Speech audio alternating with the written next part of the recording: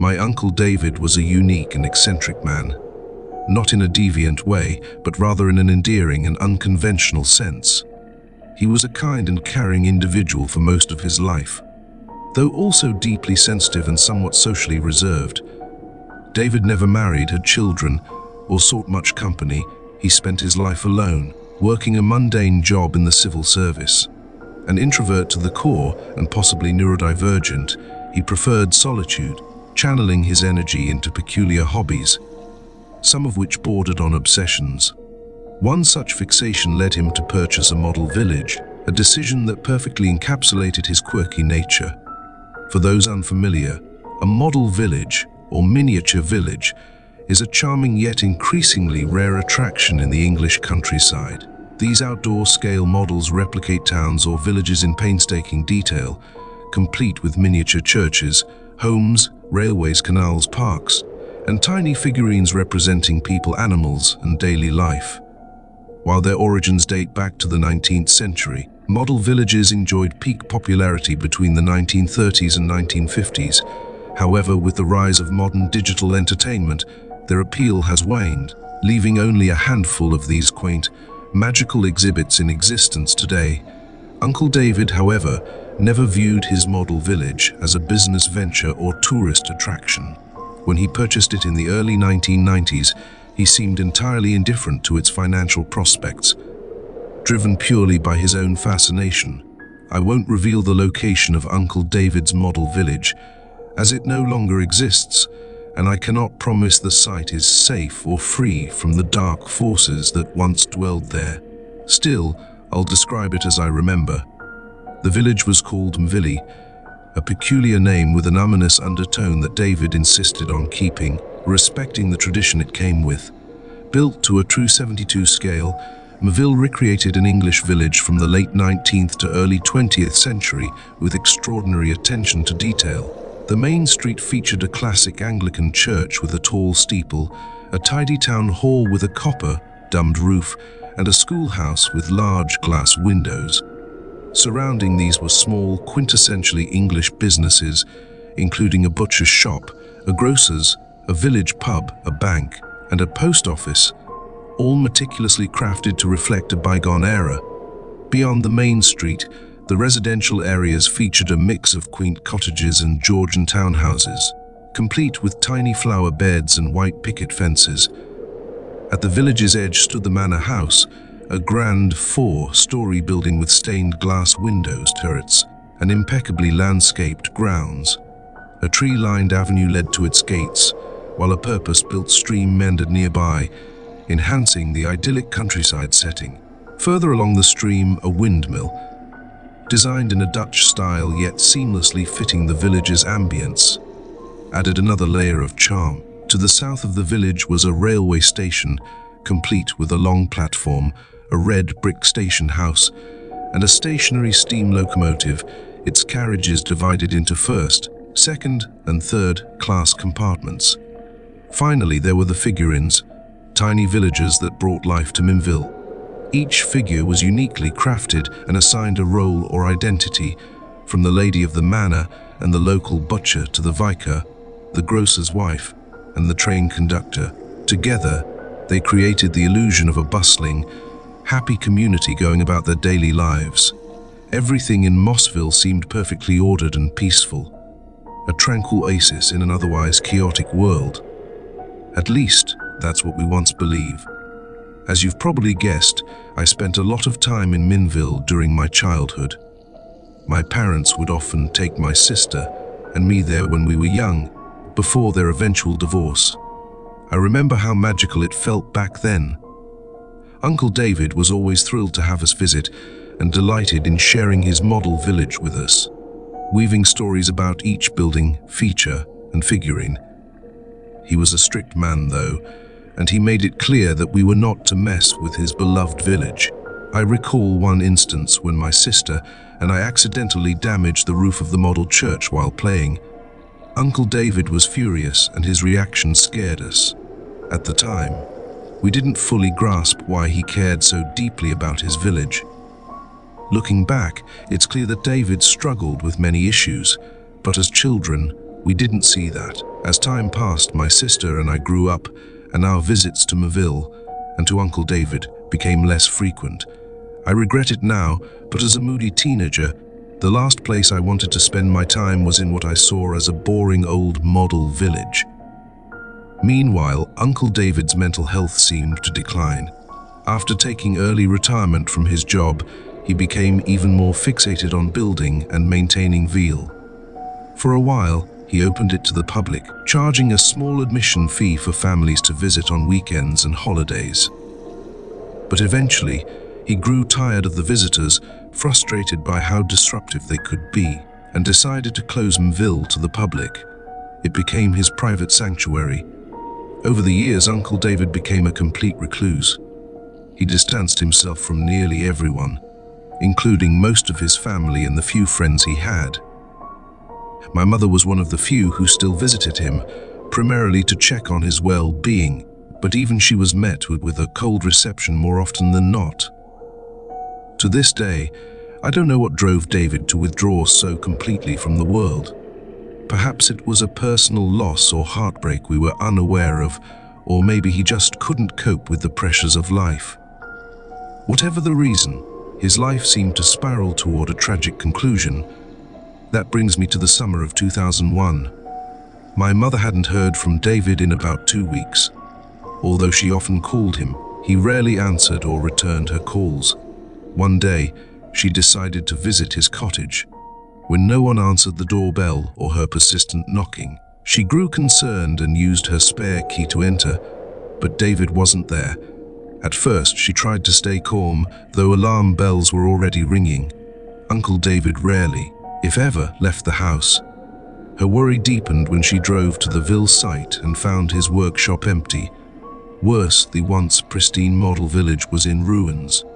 Miniature buildings lay smashed, figurines were broken and scattered across the concrete and grass, and the entire site looked like it had been the target of senseless destruction. Knowing how much Mville meant to her brother, my mother could only imagine how devastating this would have been for him. At that point, she panicked and contacted the police. Unfortunately, they couldn't file a missing persons report until 72 hours had passed. The delay came and went, and while the report was finally processed, no leads emerged. Desperate for answers, my mother called the police daily until they stopped responding to her. Refusing to give up, she launched her own search. She had stories published in local newspapers, plastered missing person posters across the countryside, and even created a website asking for information, though this was before social media became the powerhouse it is today. My mother worked tirelessly for years, but her efforts to uncover any solid leads were in vain. Watching her exhaust herself in the search for Uncle David was heartbreaking for all of us. She carried a heavy burden of guilt, believing she had failed her brother and should have done more to care for him. We constantly reassured her that she wasn't to blame, that David was an adult who made his own choices, but nothing we said seemed to ease her pain. Despite everything, Mum held on to hope, convinced that David would return one day. I didn't share her optimism.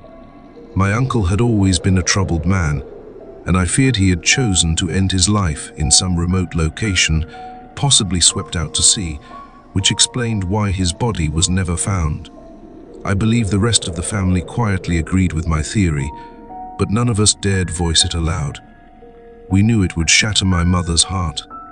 As time went on, the search turned from cold to ice cold. 7 years after his disappearance, David was declared legally dead. This official conclusion devastated my mother. She continued to live her life, caring for her family, her children, and eventually her grandchildren. But a part of her had died along with her brother. She never fully recovered from the tragedy. We were all surprised when we discovered that David had left a will. In it, he named my sister and me as the sole inheritors of his possessions and assets, including his cherished model village. At the time, my sister had just welcomed a newborn, leaving her unable to deal with the complexities of managing his estate. My mother, still raw with grief, was not an option either, so The responsibility fell to me. The plan was simple as sell everything and divide the money. There wasn't much else to do. David's cottage was in poor condition after years of neglect, but I knew that with some renovations, it could be restored and sold at a good price. The housing market was favorable, so it seemed like a practical solution. Mossville, however, was a different story. Selling it as a functioning model village was out of the question. As I mentioned earlier, the market for such attractions had all but disappeared. On top of that, the site was in complete disrepair. The best course of action was likely to sell the land for development, but before doing so, I needed to have the property appraised and its potential for planning permission assessed. I remember my initial visit to the site vividly. Driving down to Memville filled me with a mix of nostalgia and unease. Memories of childhood visits came flooding back, including the joy we'd experienced there and the time Uncle David had lashed out at us for accidentally damaging the church roof. But most of all, I couldn't shake the image of my mother's heartbreak following his disappearance. When I arrived, my mood darkened further. The glory days of Memville were long gone. The once pristine streets, buildings, and figurines were now nothing more than a shattered, weathered mess. The entire site had been vandalized, with graffiti scrawled across the remains and years of exposure to the elements having taken their toll. Though the village had been fenced off, intruders had clearly found their way in, adding to the destruction. I'll admit, tears filled my eyes as I took in the sight. It was devastating to see this once magical place reduced to ruins. Yet as I walked through the wreckage, I was overcome by a feeling far darker than simple sadness. A deep, almost suffocating despair settled over me, far greater than anything I should have felt. It was as if the village had absorbed the sorrow and tragedy of the past, leaving behind a lingering, oppressive aura of death and despair. I'm not someone who typically believes in the supernatural, but in that moment, I felt an undeniable sense of dread, like the land itself was warning me to leave. Looking back, I should have trusted my instincts. But of course, I didn't. Instead, I pressed forward. I told myself to shake off the emotions that had overwhelmed me. I needed to focus and get the job done, no matter how unpleasant it was. With that resolve, I began the task of clearing the site. This is where my story takes a strange and unsettling turn. While going through my late uncle's belongings, I stumbled upon his diary. Most of its entries were mundane and offered little insight into his mental state.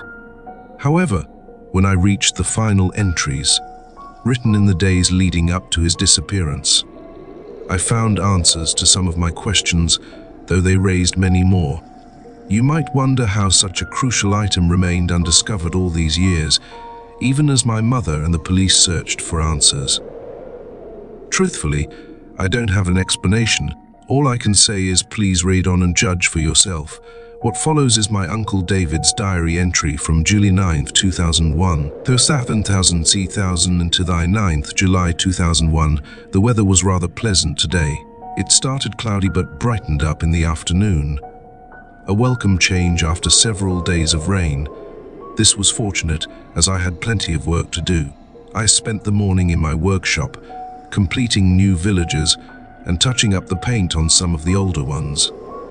The police constable's uniform needed retouching, and I'm particularly excited to introduce a new undertaker to Memville. As always, I worked meticulously on my miniature people.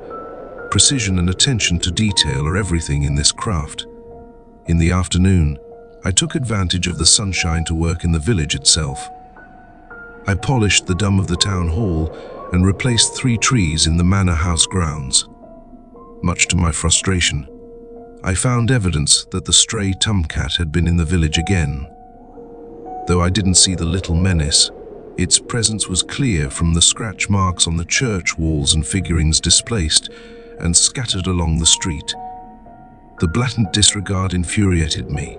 I phoned the council to report the issue and request animal control's help, but I doubt they'll do anything about it. I may have to handle the problem myself. My sister called in the evening, leaving a message on my answering machine. While I know she means well, her attempts to check on me only add to my irritation. I wish she'd just let me focus on my work. Tomorrow is another day, the 10th July 2001. Today has been utterly infuriating. It's taken me the entire day to regain enough composure to write this entry and process my thoughts. The day began like any other. I got up and headed to Enville to start my work. What I discovered there, however, was nothing short of a disaster. Vandals, or perhaps multiple culprits, had broken overnight and committed an act of pure barbarism. The damage was concentrated on the main street. Several villages were destroyed beyond repair, the grocer, the milkman, and the postmistress, all smashed to pieces. It's hard to fathom how anyone could be so cruel. The buildings sustained some superficial damage, but the vandals seemed to have taken particular delight in destroying the church. Its steeple was broken in half, the roof crushed, and the entire structure stomped into the ground. I will have to rebuild the church from scratch. I was so overcome with anger that tears streamed down my face. I struggled to control my breathing as I contemplated my next steps. Once I managed to calm myself, I called the police to report this senseless destruction. To my dismay, their response only fueled my frustration. They promised to process my report and send a constable in due course. But it was clear they weren't taking the matter seriously. These were the entries I uncovered as I began piecing together the final days of my uncle's life. What happened next will reveal even more about the mystery surrounding Enville, but I urge you to keep an open mind as the story unfolds. There was no doubt in my mind that the vandalism was the work of local teenage delinquents. Kids these days seem almost feral, lacking discipline from both parents and schools. The police, as usual, were ineffectual, doing little to curb the destructive behavior. These hooligans roam unchecked, destroying property and ruining lives. It's a sad state of affairs. This country has truly gone to the dogs. I spent the rest of the morning cleaning up the mess they'd left behind, but then I stumbled upon something that made my blood run cold. At first, I almost missed it, hidden as it was behind the wrecked church. When I saw it, my heart froze, and for a brief moment, I felt genuine terror. It was a figurine, crafted to the same 172 scale as my villagers, standing barely an inch tall. I knew immediately that it wasn't one of mine. Shaken but curious, I got down on my hands and knees to examine the miniature more closely. What I found was deeply unsettling, a Grim Reaper figure, cloaked in a dark robe that covered it from head to toe, its hood concealing a featureless face. In its hand, it held a scythe, almost as tall as the figure itself, with a blade fashioned from an actual tiny razor. I found the figurine grotesque and utterly out of place in my village.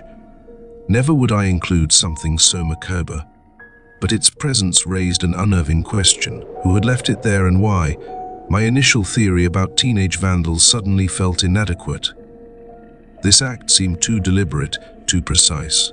Could it be the work of a rival model village enthusiast, someone envious of my creation? Determined to investigate, I took the Grim Reaper back to my workshop for closer inspection. Under my magnifying glass, I marveled at the craftsmanship. The precision with which it had been made was remarkable, clearly the work of a skilled artisan. But as I examined it, a sense of unease settled over me. Something about the figurine felt profoundly wrong. It was more than its sinister appearance. It exuded an unsettling aura I couldn't explain. Then things got stranger. As I picked up the figurine, I noticed it was ice cold to the touch, as if it had been stored in a freezer. But within moments, it began to heat up rapidly. Before I could comprehend what was happening, it grew so hot that it burned my hand, forcing me to drop it onto the floor. Swearing in pain and frustration, I stared at the figurine lying on the wooden floor of my workshop, baffled by what had just occurred. Was this some kind of advanced technology? I'm not a particularly tech-savvy person, so I couldn't rule it out. In a moment of anger and impulse, I decided to destroy the unsettling object. Using pliers, I picked up the still, hot miniature and dropped it into my furnace, watching with grim satisfaction as it burned to ashes. It's now late, and though I'm exhausted, my mind is racing. I doubt I'll get much sleep tonight. I can only hope this incident was a one-off, and that tomorrow will bring some semblance of normalcy. The Stiers thousand sklees these in 2011 July 2001. My hope for normalcy was naive. The intruders returned during the night. I'm furious, but also deeply disturbed. Let me explain what I found. I arrived at Mville just after dawn, intending to continue reconstructing the damaged church. At first glance, there didn't appear to be any new damage, and I began to feel a glimmer of relief. But then I noticed something horrifying. Several of my villagers were missing. The pub landlord, the schoolmistress, the fireman, the nurse, and the mayor were all gone. Frantically, I searched for them, praying that I'd simply misplaced the figurines during cleanup. But my search only led to a grisly discovery. I didn't find their bodies, only their heads. 5 tiny severed heads, carefully impaled on the railings in front of the town hall. It was a macabre display, sickening in its precision and intent. I can hardly believe I'm writing this. Who or what could do such a thing, and why? I could hardly believe my eyes. Horror, disgust, and a strange sense of awe washed over me as I took in the scene. The effort it must have taken to sever the tiny heads from the 1-inch figurines and mount them on railings barely millimeters thick was almost beyond comprehension. I felt my chest tighten, struggling to breathe as the grim reality settled in. Then I saw it, the Grim Reaper figurine. That loathsome miniature stood in the middle of Main Street, as if mocking me. But how?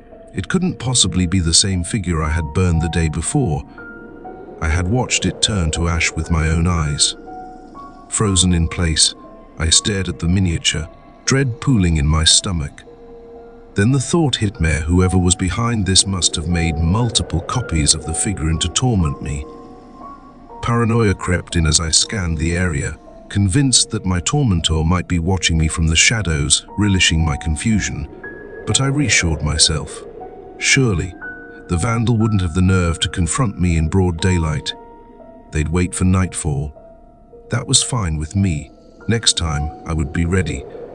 My frustration boiled over, and in a fit of rage, I stomped the Grim Reaper under my boot, grinding it into pieces.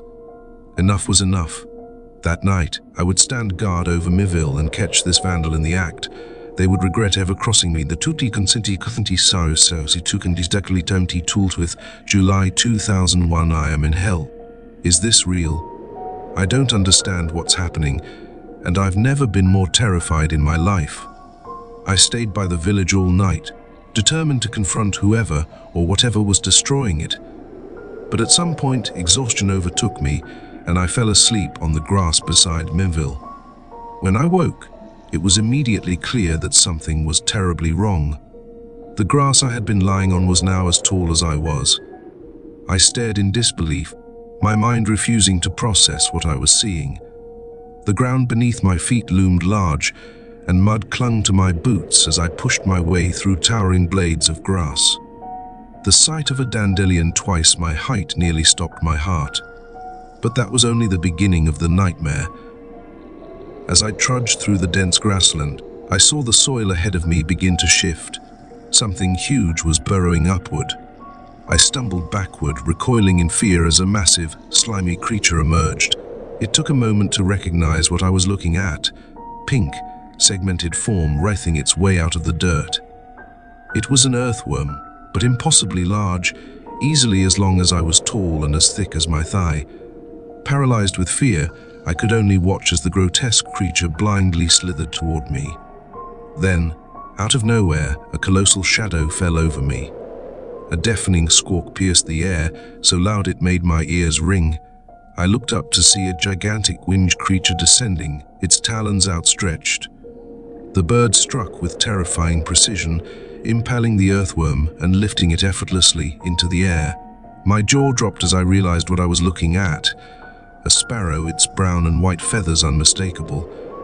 But it was monstrous in size, dwarfing me and the worm alike. The bird squawked once more before beating its enormous wings and ascending into the sky, carrying its prey in its powerful beak. I broke in that moment. My legs trembled as I sprinted, desperate to escape this surreal nightmare. I pushed through the towering grass, cutting through enormous wildflowers until I finally reached the edge of the grassland. My feet hit hard concrete, and I froze. Before me stood Mville, but it was no longer miniature. The scale was now 1-to-1. The town hall loomed over me, its copper dome gleaming.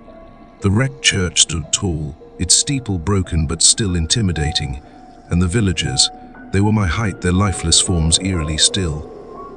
My tired mind reeled, trying to make sense of what I was seeing. The conclusion was as obvious as it was impossible. Mville hadn't grown. I had shrunk. Overnight, my entire world had changed, not because Mville had grown, but because I had inexplicably shrunk. I was now a mere inch tall, reduced to the size of one of my own figurines. The realization hit me hard. I was now a potential snack for insects, birds, or worse, with nothing but the clothes on my back and my diary. Oddly, it too had shrunk to match my size. I was trapped in my own creation, a prisoner in my beloved miniature village, completely cut off from the real world. I forced myself to stay calm as I began walking down the main street I had so meticulously built and maintained over the years. Despite my terror, a small part of me marveled at the chance to see Mville from this entirely new perspective. It was breathtaking to experience the village as though it were full-sized, a dream I hadn't even thought possible. But that fleeting excitement quickly faded when a new and far more immediate threat made itself known.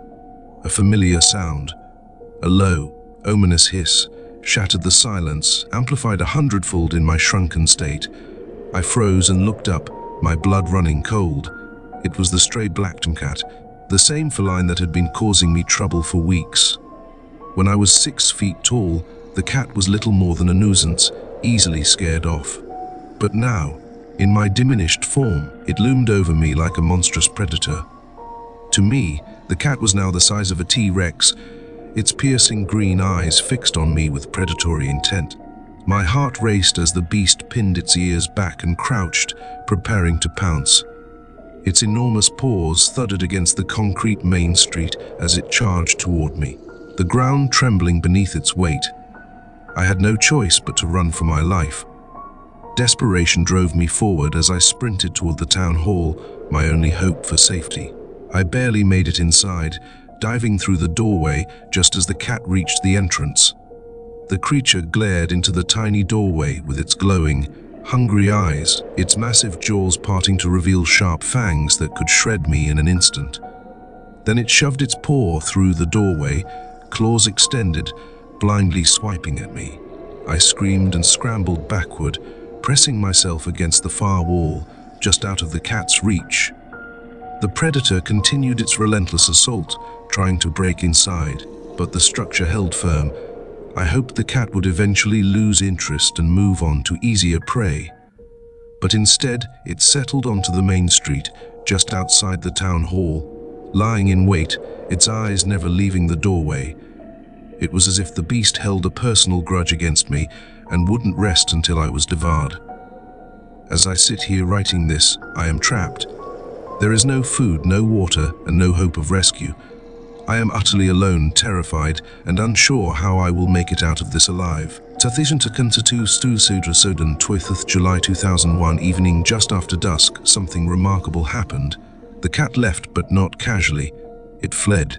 I heard a high-pitched yawl before the beast bolted away at top speed, its paws shaking the ground as it ran. At first, I felt immense relief. But then a new fear crept in. What could have scared off a predator of that size? Was it another animal like a dog or a larger cat? Or perhaps it was something even worse. For a moment, I dared to hope that it might have been a human. Maybe my sister had come looking for me. Perhaps she could save me from this nightmare. Still, I didn't rush to leave my hiding place. I cowered in the town hall for hours, too frightened to venture out. Eventually, I summoned the courage to poke my head out of the doorway. To my relief, the street was empty. The cat was nowhere in sight, but nor was anyone else. Emboldened by the apparent calm, I decided to explore the village under the dim light of the moon and stars. This, in hindsight, was a mistake. As I walked cautiously down the main street, past the model shops and lampposts I had lovingly crafted, a dreadful sensation settled over me. I felt as though I was being watched. My throat was dry from nearly 24 hours without water, so I made my way to the stream. Kneeling by the edge, I cupped the cool water in my hands and drank greedily. For a brief moment, the refreshing liquid provided some relief, but the feeling of being observed never left me.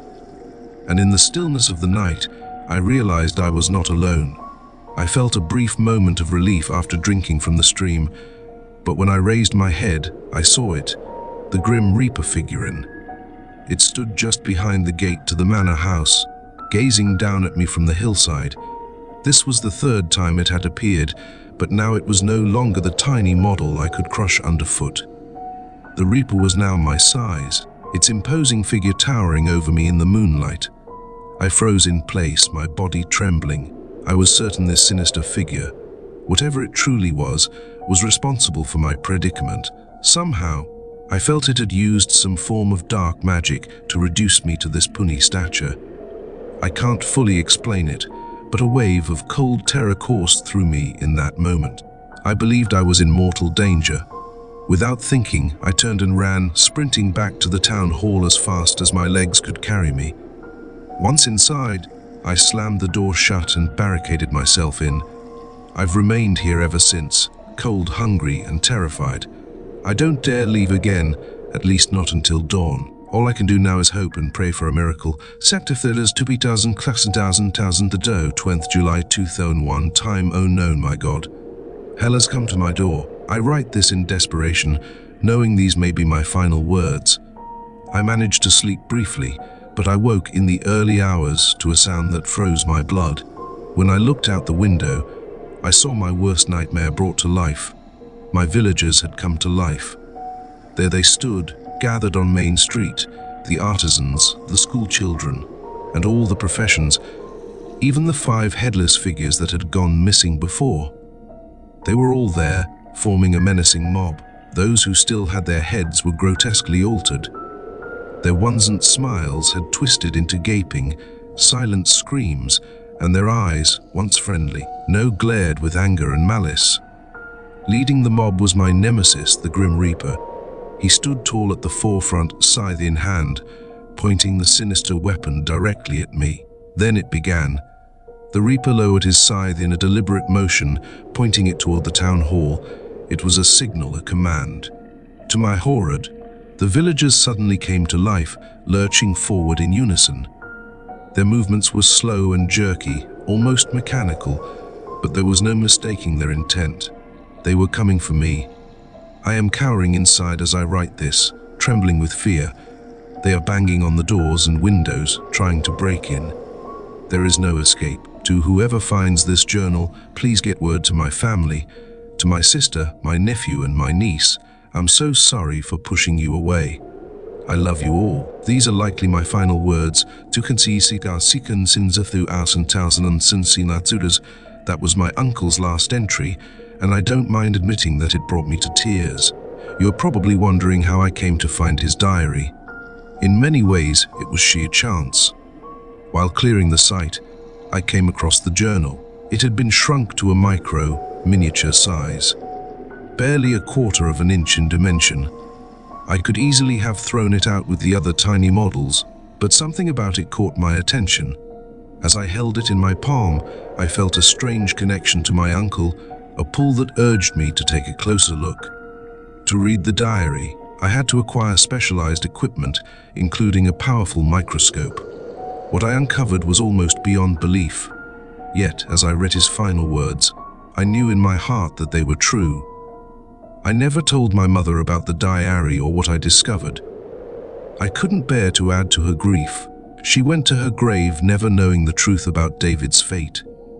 With no body to bury, I can only assume that my uncle's tiny remains were either taken by his killers or consumed by local wildlife. The thought sickens me, and I try not to dwell on it. As for Mville, I had it completely demolished and sold the land. I've never returned to the site, and I never will. I can't shake the feeling that all of this might have been avoided if David had stayed connected to his family. In the end, it was his obsession that consumed him, both figuratively and literally. I don't know what you'll make of this story. To be honest, I'm still grappling with it myself, but I've come to believe there are dark forces in this world, powers beyond our comprehension. My Uncle David tragically fell victim to them. So my advice to you is this: be cautious. Obsession, no matter how harmless it may seem, can lead you down a dangerous path. You never know where it might take you.